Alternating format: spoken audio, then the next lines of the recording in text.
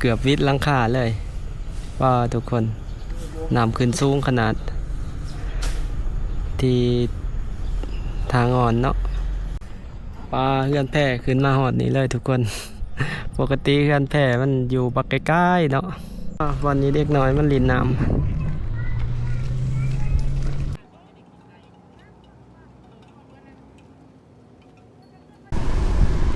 สบายดีกันเบิดสุขุสุขตอนนี้เราอยู่ที่ถนนไกรสอนพรหมิหารเขตบ้านพะขาวเนาะประมาณลัก7ลัก8แหละแถวนี้วันนี้ก็สิพาทุกคนออกไปทางเขตทางงอนเนาะซึ่งว่าในเมื่อวานมื้อซื่นนี่ก็ถือว่าเห็นข่าวว่ามีการปล่อยเขื่อนหลายๆบ่อนเนาะแล้วก็น้ำในช่วงนี้ก็ถือว่าขึ้นเนาะแล้วก็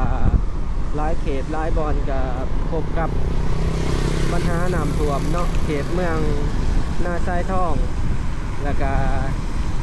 แขวงเวียงจันทน์ทุกคนก็ถือว่าได้รับผลกระทบเรื่องน้ำท่วมแล้วก็เห็นข่าวว่าเพิ่นจะมีการปล่อยเขื่อนน้ำเงิมหนึ่งเนาะซึ่งว่าจะมีน้ำไหลมาทางงอนเนาะหลายๆเมืองจะกระทบเมืองไซธานีเมืองปากเงิมเนาะจากในข่าว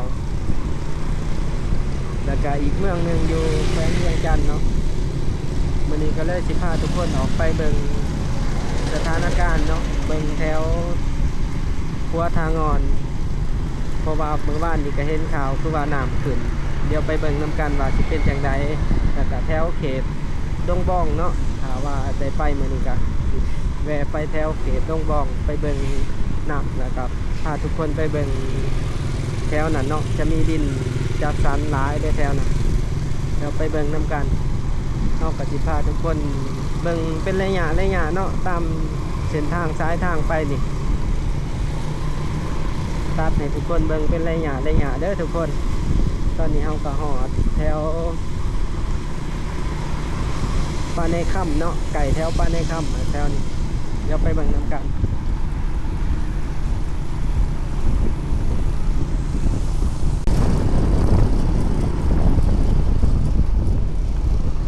อยู่จุดนี้ก็ยังมีการก่อสร้าง BRT กันอยู่ทุกคนคือว่ายังมีการ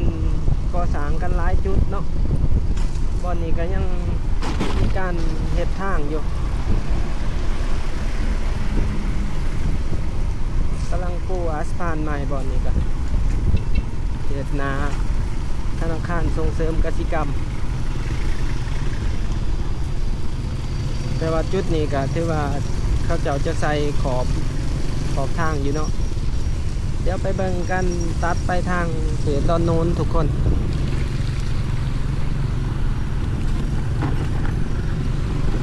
คือว่ารถติดหลาย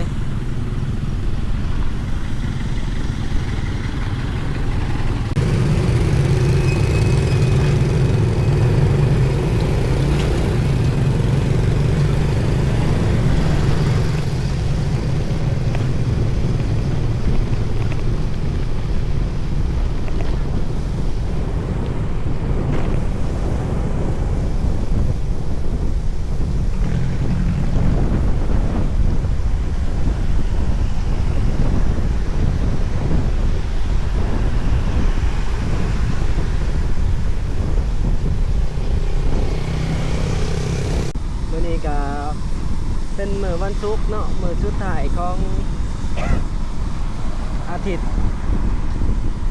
ของการเฮ็ดเวียกอาทิตย์นี้เนาะวันที่3มื้อนี้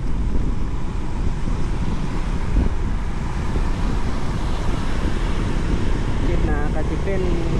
วันครูแห่งชาติเนาะวันที่7ตุลา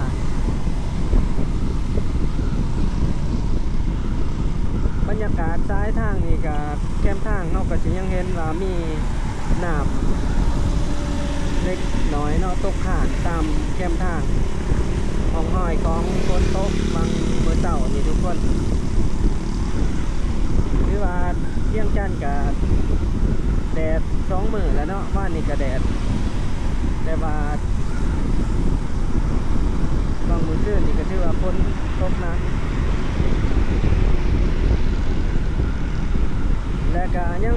ลุ้นกันอีกเนาะว่าปริมาณน้ำฝนจะหลายอีกบ่ในช่วง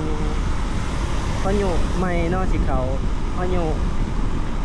โมยังก็บ่จื้อไว้โมโมดบ่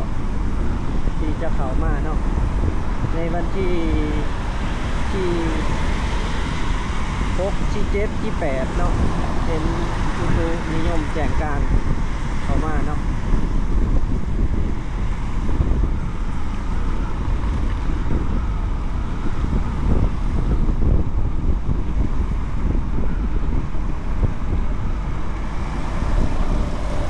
เดี๋ยวสิพาทุกคนไปเบิ่งแถวเขตวงเวียนดอนนูนกันเนาะ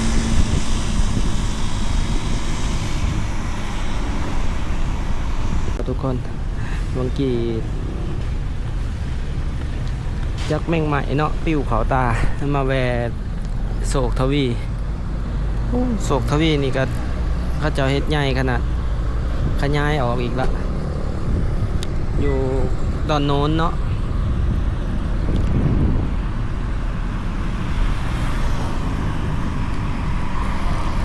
ไปกันต่อทุกคน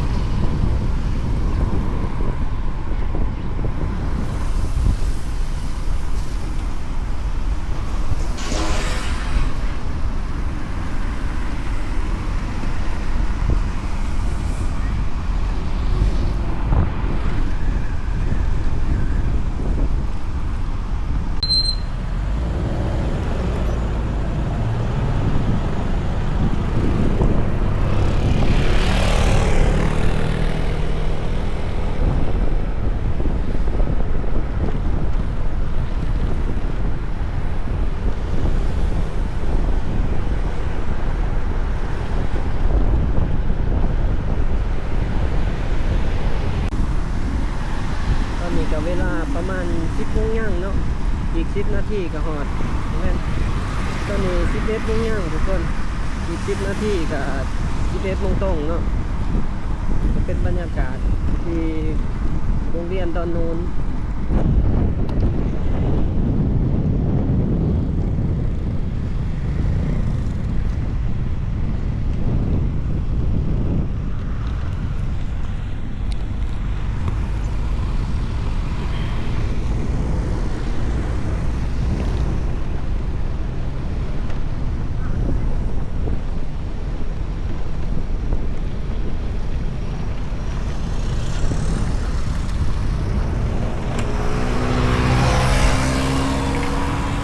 เห็นทางทางขวามือนี่ก็สิเป็นทางเฟนชิปมอเนาะเฟนชิปนี่ก็สิมีอยู่ปากเซ่น้ำเป็นของกลุ่มบริษัทต่างเจริญ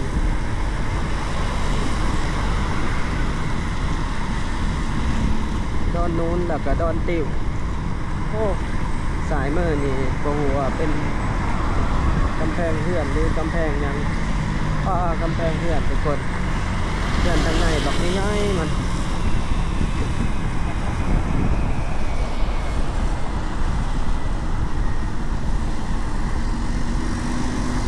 นี่จะเป็นเขตดอนติวเนาะปั๊มปตทดอนติวเดี๋ยวไปเบิ่งกันแถวทางงอนกันเลยทุกคน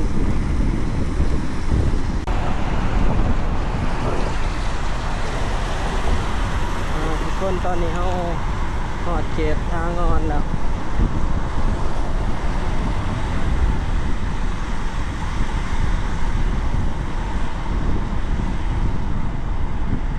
รถจะค่อนข้างร้ายเนาะมันนี่เพราะว่ารถเขาจะบางคันบางคนเขาจะหลีกเลี่ยงเส้นทางไปทางหน้าซ้ายท่องเนาะเขาจะยานว่าน้ำยังท่วมอยู่เขาจะออกไปทาลาดมาทางงอนตัดไปใส่บ้านเกินทุกคนออกไปทางบ้านเกินเนาะส สำหรับผู้ใดที่ออกไปพ้นโฮงกัน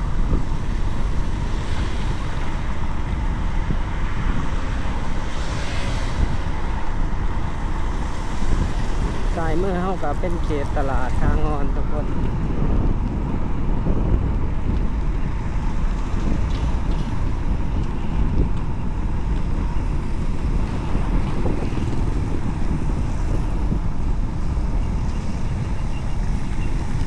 ค่อนข้างว่าคึกคืนแถวนี้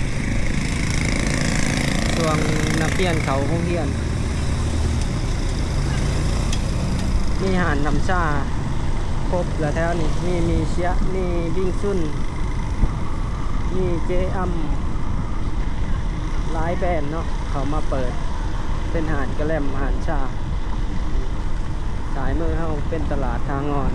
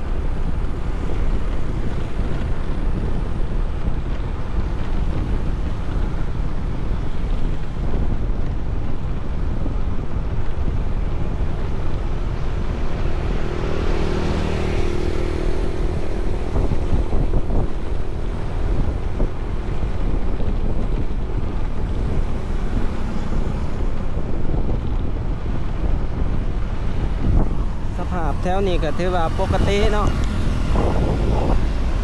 แถวนี้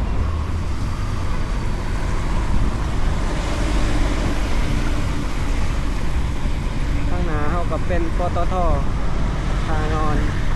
เลี้ยวซ้ายออกไปกระสอดออกเขตเป็นทางซ้ายเหนือแถวเขตเมืองนาไซทองเดี๋ยวไปเบิ่งกันทุกคนว่า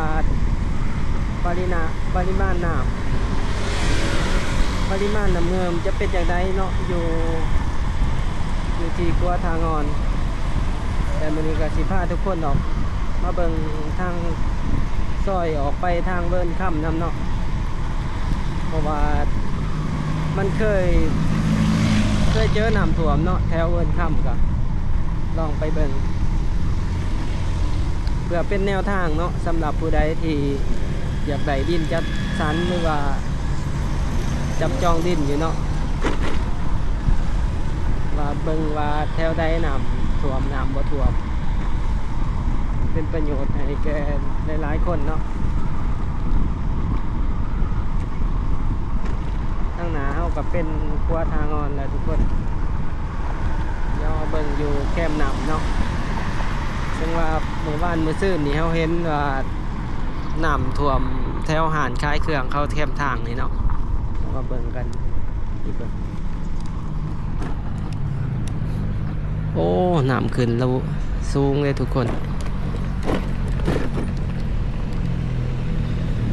น้ำขึ้นหลายเนาะ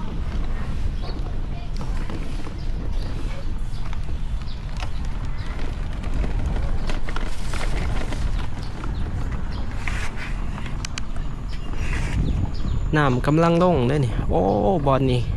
ท่วมมิดหลังคาเลยบอลนี่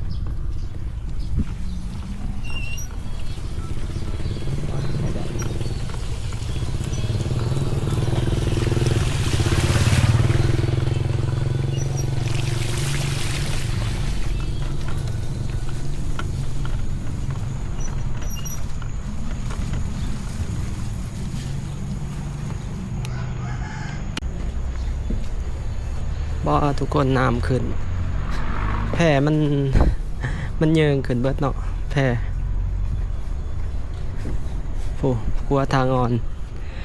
ยังอีกประมาณ4 เมตรเนาะก็หอดครัวทางอ่อนละไป ปลาตัวบอลอันนี้ตูบกระปุ่นแจวคิงนี่ เกือบวิดหลังคาเลยว่าทุกคนน้ำขึ้นสูงขนาดที่ทางอ่อนเนาะที่ลึกประมาณ4 เมตรแม่นถึงครัวมันถึงเส้นทางครัวทางอ่อนน้ำก็ยังแห้งอยู่ทุกคนน้ำไหลแห้งเนาะถามเนาะเบิ่งเนาะถามมีพายุเข้ามาอีกนี่แล้วก็การปล่อยน้ำจากเขื่อนน้ำเงิมหนึ่งเนาะปริมาณน้ำสิเป็นอย่างไรเขื่อนน้ำเงิมนี่กว้างได้ทุกคนใหญ่ขนาดได้คือว่าเขื่อนน้ำเงิมนี่จากที่เราเบิ่งใน Google Map มันเนาะเคยแทกเบิ่งความยาวของเขื่อนน้ำเงิมนี่เกือบ40 ปลายกว่าลัก40 ปลายกิโลนะความยาวน้ำขึ้นไหลแห้งทุกคนเราเบิ่งจากสังเกตจากครัวทางอ่อนเนาะ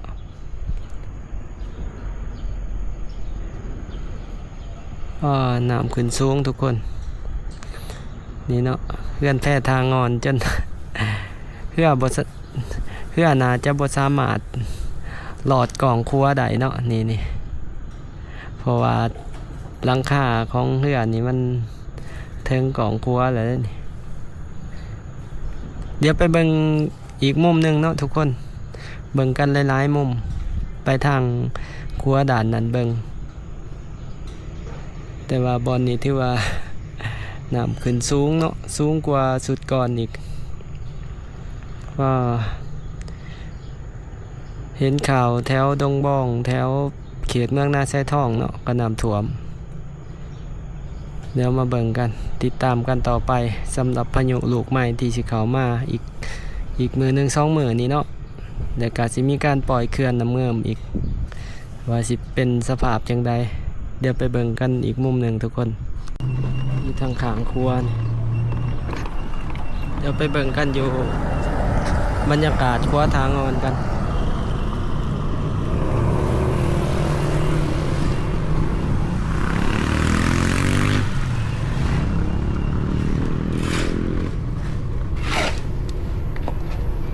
ก็น้ำไหลแห้ง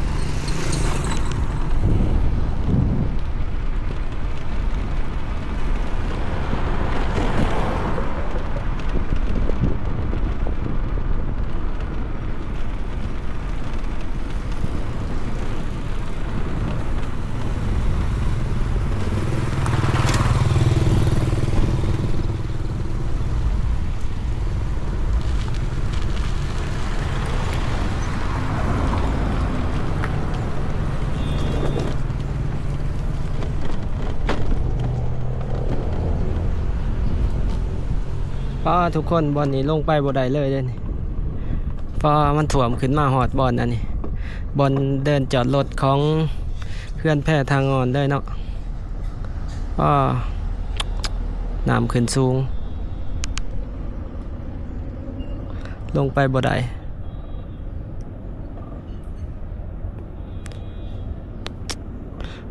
ปีนี้น้ำลายขนาดทุกคนพี่ลึกคือว่าและนอนน้ำมันมาจากเมืองเฟื่องมาจากแถวแข้งภาคเหนือเข้าสู่อ่างน้ำเงิมหนึ่งไหลลงมานี่แล้วจังสิออกไปน้ำคลองอีกพี่ลึกลายขนาดน้ำปกติบอลนี้มันจะต่ำลงไปเกือบ1 เมตรปลาย2 เมตรแล้วเนาะลงไปทางขอยบอลเต็มเลยว่าทุกคนเดี๋ยวเราสิกลับเบิ่งกัน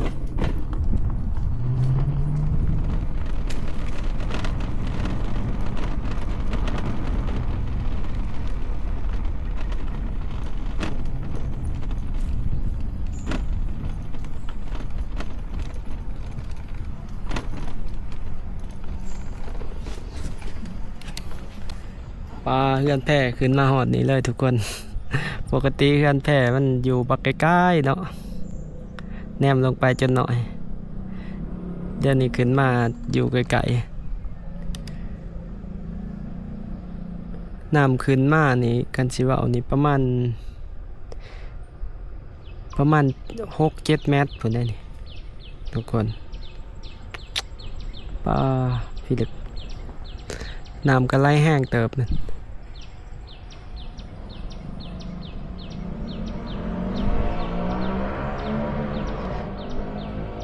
ลาวเดิมส้มเงิม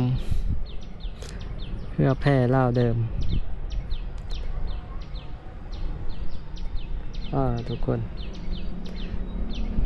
เดี๋ยวไปเบิ่งกันอีกจุดอื่นเนาะสิลองขี่เข้าไปทางแถวเวินค่ำเบิ่งแต่บางเทื่อก็สิบ่ไปฮอดหันดอกเนาะเพราะว่ายานแบตโหลดเบิด สิพาทุกคนเข้าไปเบิ่งกันประมาณฮอดครัว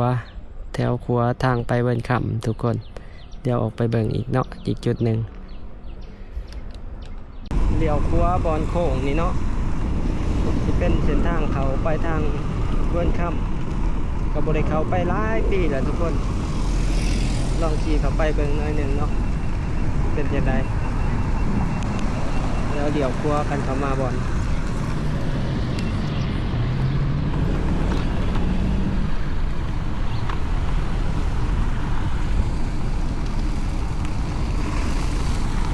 โอ้เส้นทางยากๆเว้ย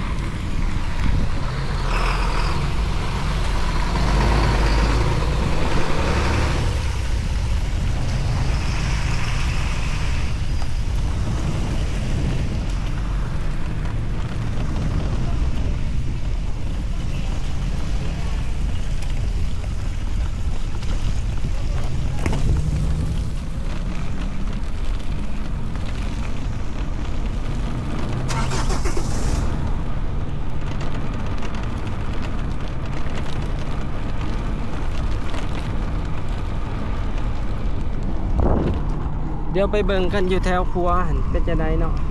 ว่าน้ำขึ้นร้ายบ่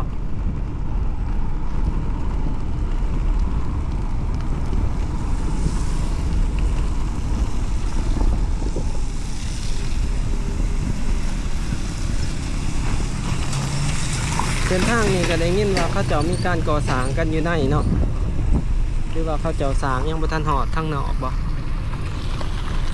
ป้าบอนนี่น้ำตามแคมทางทุกคนขึ้นเดี๋ยวไปเบิ่งกันอยู่ครัว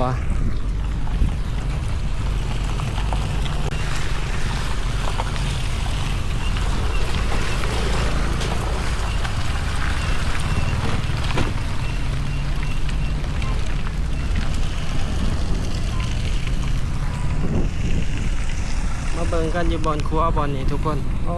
น้ำลายขนาด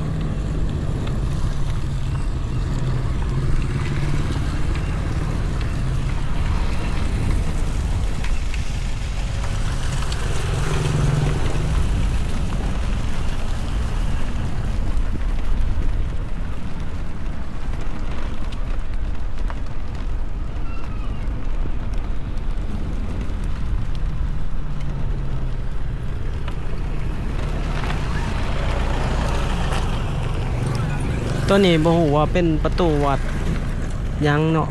เห็นสร้างหลายปีแล้วทุกคนแต่ก็บ่เห็นสร้างต่อเนาะ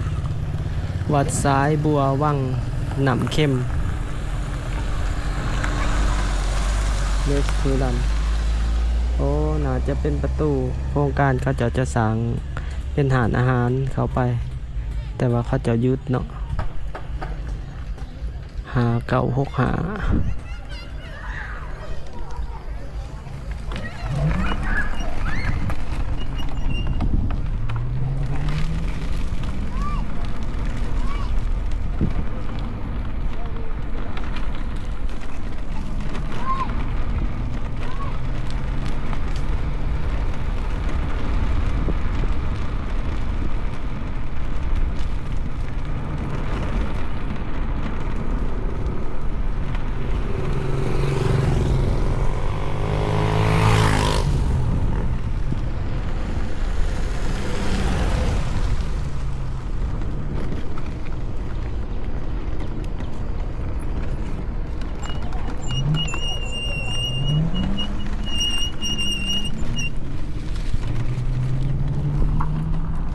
ก็บ่เป็นหยังเนาะแถวเขตนี่น้ำจะท่วมแต่แถวเพื่อนที่ว่าพื้นที่ที่ว่าอยู่ต่ำอยู่ใกล้กับน้ำเนาะที่ว่าน้ำจะขึ้นมาเบิ่งบรรยากาศอยู่แถวครัวทางไปเวิร์นคำ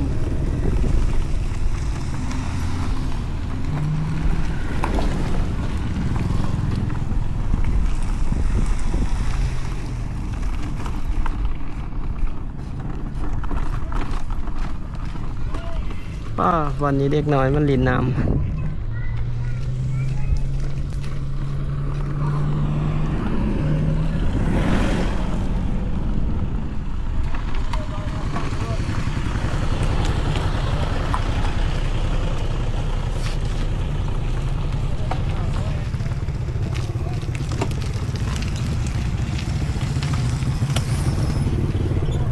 ย้อนเบสว่ะ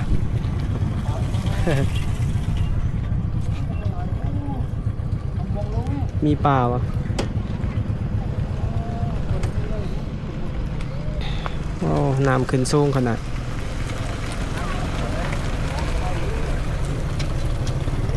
บอนนี้มันเป็นประตูน้ำเนาะเป็นครัวประตูน้ำ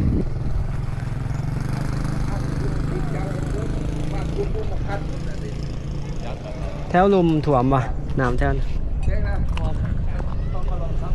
โอ้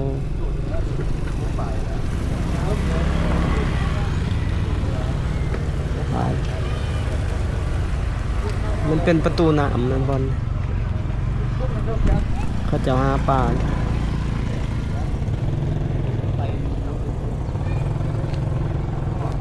โอ้ทาง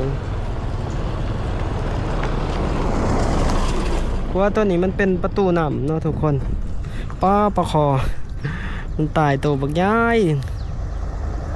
โตเป็นโล่พะนะยีลุม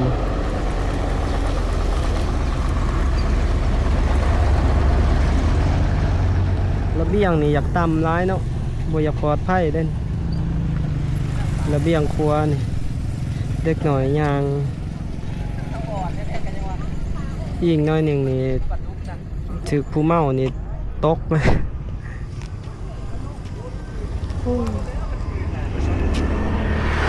บรรยากาศอยู่ครัวเนาะ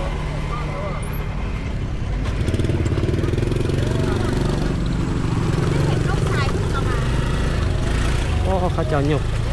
ยกสะดุ้งเพื่อหยกสะดุ้งโอ้หยกสะดุ้งใหญ่คักขนาด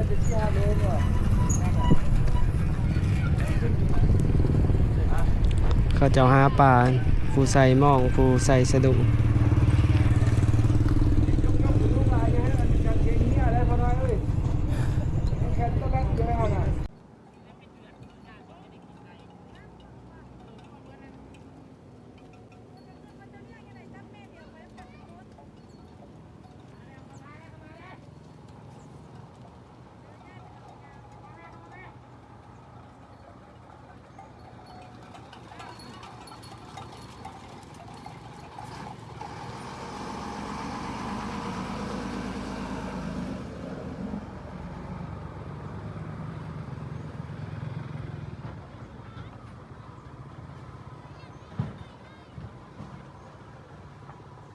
เราไปเอาปลาป้อง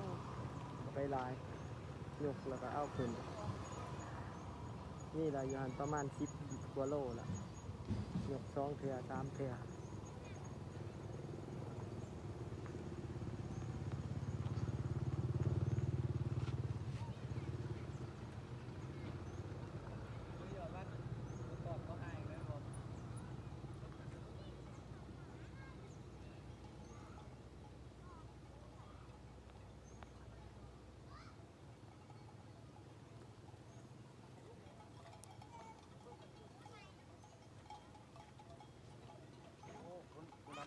ไล่แห่มานั้นหุ้นสิไล่แห่มา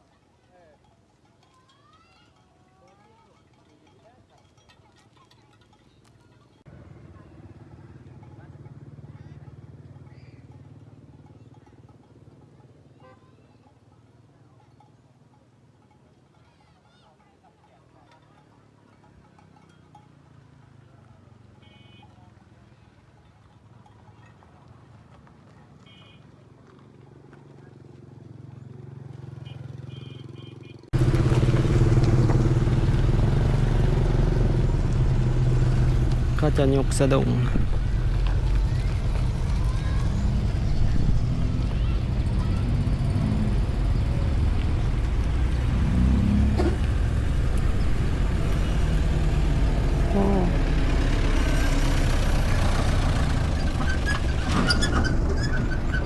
บักใหญ่ป้อเด็ดปลาตัวบักใหญ่2-3 ตัวป้อ4-5 ตัวนะโอ้ยกแล้วมันก็ลงไปก้นนะเนาะแล้วก็ย่อใหม่อีกโอ้ซ้ำสิคล้ายปลานะวัดมือเนี่ยจุบได้วัด50 โล60 โล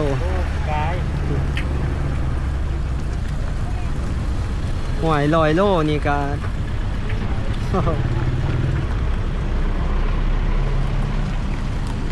นี่เลยกล้วย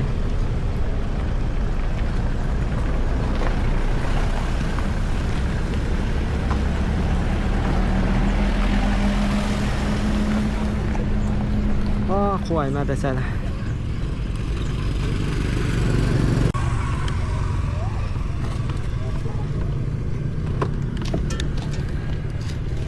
อ๋อ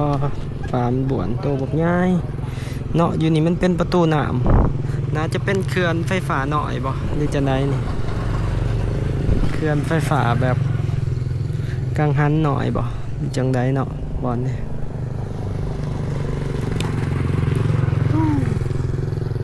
ร้ายขนาดหนามลงไปทางแล้วเนาะเขาเจ้าก็มาวานป่ายังร้ายป้ามีแต่โตใหญ่ๆทุกคนโตเป็นโล2 โลปลาดุกปลาคอโอ้คักๆกะสิประมาณนี้เด้อทุกคนสำหรับในคลิปนี้เนาะพาทุกคนเบิ่งส้มแถวทางอนมานี่ถือว่าน้ำก็ขึ้นสูงร้ายมานี่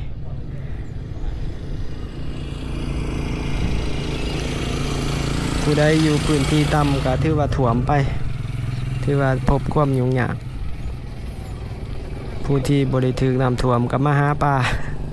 ก็ถือว่ามีผลดีและผลเสียโอ้ปลามันดึงผู้ปอมตัวนั้นตุกติ่งปึบกสิประมาณนี้เด้อทุกคนสำหรับในคลิปนี้ถ้าผู้ใดมักก็อย่าลืมกดไลค์กดแชร์กด Subscribe เพื่อเป็นกำลังใจให้กันเด้อทุกคนตอนนี้บ่าวแม่นไส้ก็ต้องขอกล่าวคำว่าขอบใจแล้วก็สบายดี